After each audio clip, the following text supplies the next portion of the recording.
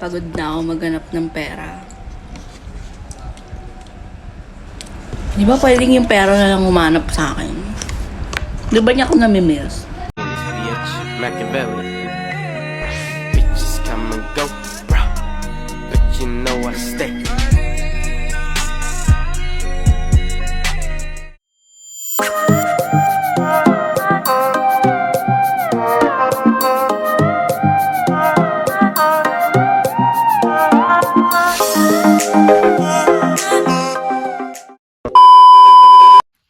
Bonjour mga kahermanas natin dyan at syempre ang mga ka-lipstick natin. Samahan niyo muli ako sa another day, another vlog na ginawa ko kasama ng aking anak na si Erin Angeline. Ayan, sa mga hindi pa po nakaka-subscribe, please subscribe to Erin Angeline.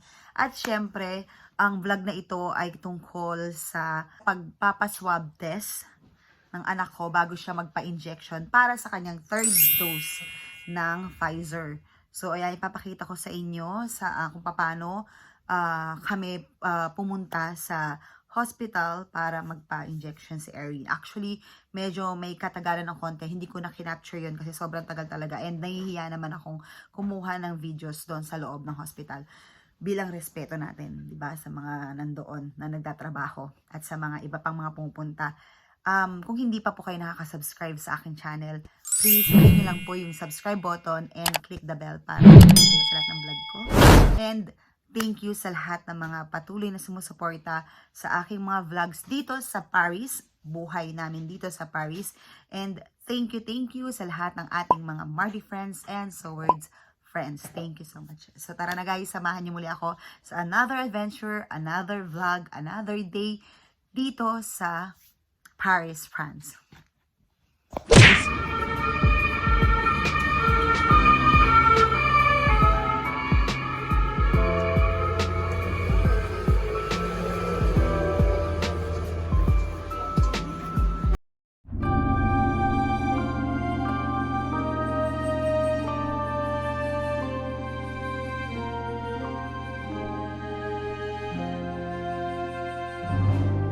Today, it's another day, another vlog. Ayan, today it's 29th of December 2021. And ngayon ay 3 o'clock na ng hapon dito. And 15 degrees Celsius ang temperature. So, ang ngayon ay sinasamahan ko si Erin, ng aking anak, para magpa-test. And after 3:30 may rendezvous siya para sa kanyang injection. And it's Pfizer. So, ayun, nakapila si Erin. Siya na yung next, so papasok na lang siya doon. So yun guys, magpapatest muna si Erin bago siya magpa-injection ng Pfizer. So dito ay below 30 Pfizer and 30 above ay Moderna na. So for the moment, hindi muna ako nagpapa-injection. Kasi syempre, pero sabi naman nila, same lang daw ang Moderna at Pfizer. Pero kung meron namang available na Pfizer, di ba, mas okay. Kasi marami akong kakilala nagsasabi na nung na-injectionan, ang sakit daw talaga, sobra. So, ayun, nakapila ngayon si Erin. Ayun, mapapansin nyo, ayun si Erin. Ay, hindi ko ma-zoom. Kaya siya, yung iba may hawak na form, pero siya online. So, by online siya mag-fill up. Itong tent lang yan para malaman kaagad na may pang-test na sa loob yung...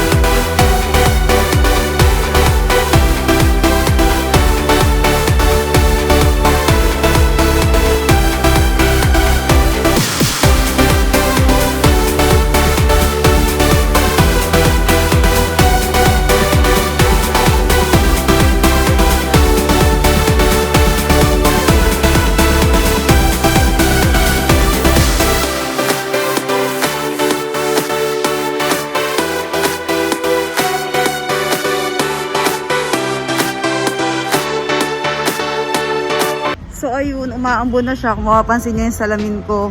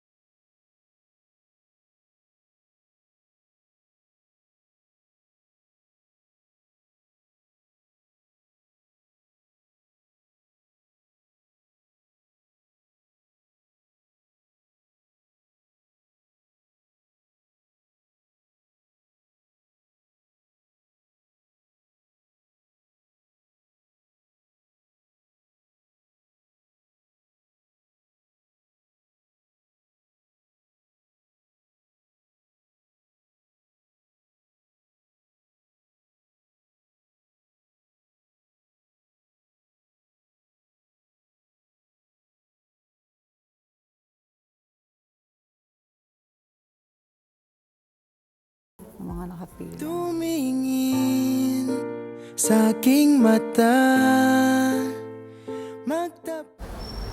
So ayun, tapos na si Erin. Ang tagal din namin naghintay kasi after niya ma-injection, 15 minutes na pahinga.